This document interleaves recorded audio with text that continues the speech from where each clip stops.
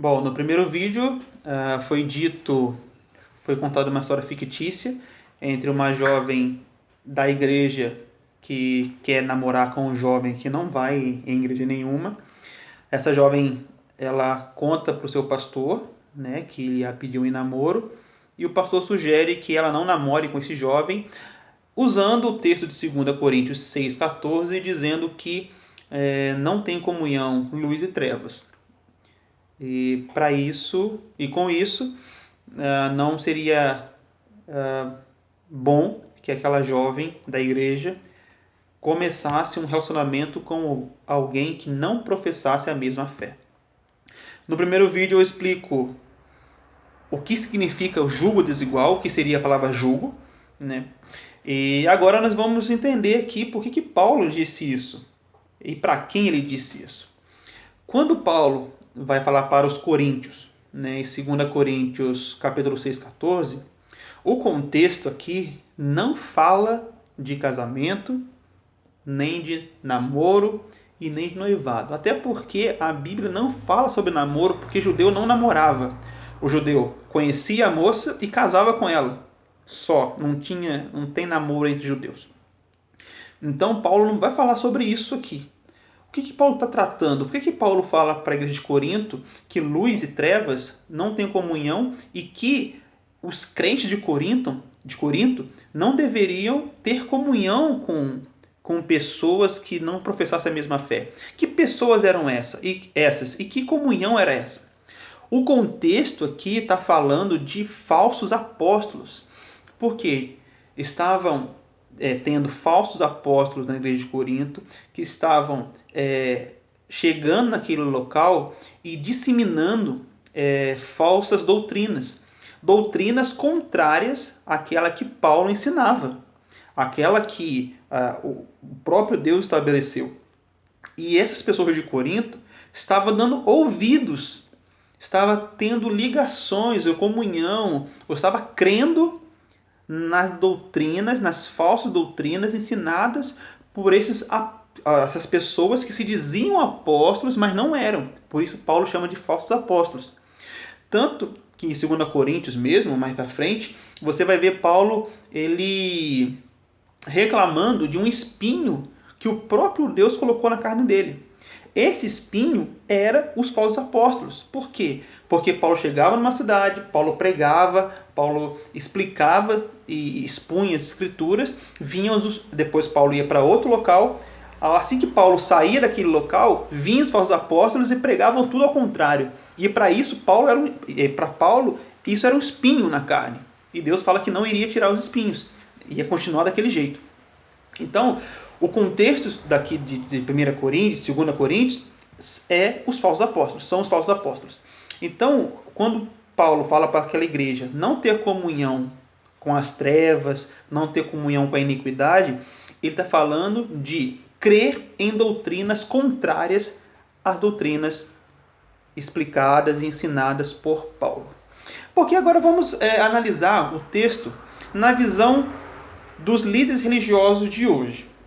Quando os líderes falam assim, olha minha irmã, a Bíblia fala que não pode haver comunhão entre justiça e iniquidade, entre luz e trevas, entre Cristo e o maligno, ou entre crente e incrédulo, ou entre o santuário de Deus e o santuário dos ídolos. A pergunta é,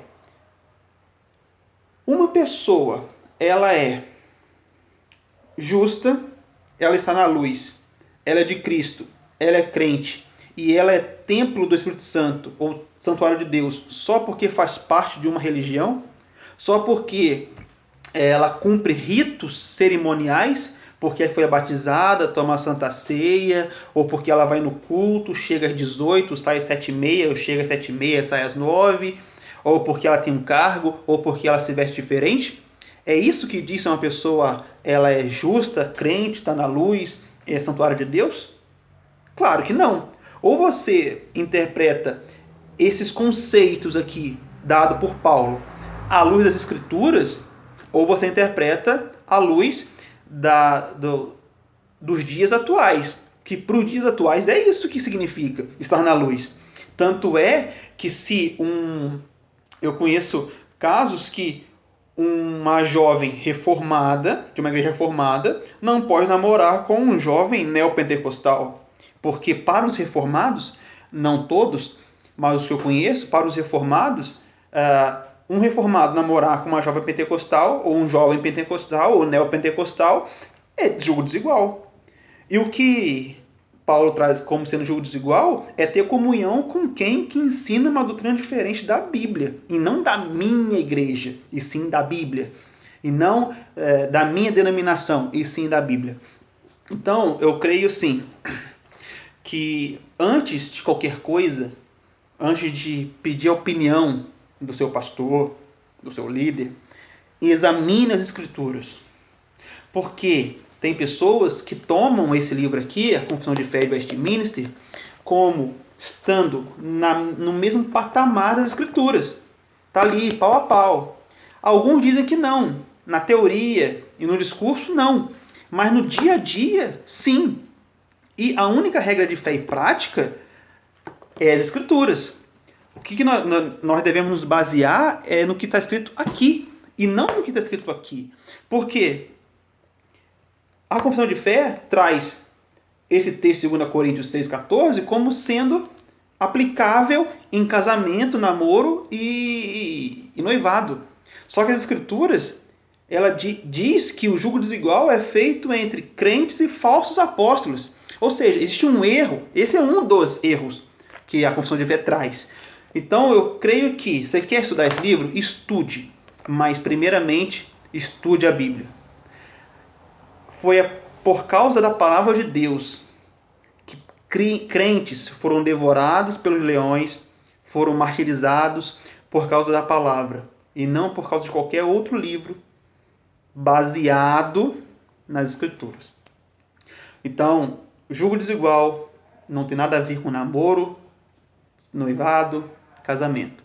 O julgo desigual é você, sabendo as doutrinas bíblicas, começar a ter comunhão ou estar ligado a líderes religiosos, que são falsos apóstolos, que ensinam doutrinas contrárias àquelas ensinadas nas Escrituras. Espero que tenha ficado claro. Qualquer dúvida, podem continuar mandando aí suas perguntas e a gente vai tentar responder. Até a próxima.